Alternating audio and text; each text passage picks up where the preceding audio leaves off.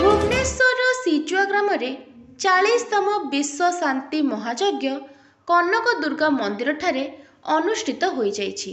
एही यज्ञ पिपिलीर डेलांग अंचलरू कीर्तन दल आसीथिले। सिजुआ ग्रामर समस्त ग्रामवासी एही यज्ञ रे जोग देइथिले। ग्रामवासींक मिलित आनुकूल्य रे एही यज्ञ सफल भावरे अनुष्ठित होइथिला एवं 2000 लोकंक पई प्रसाद सेवनर मध्य व्यवस्था होइथिला।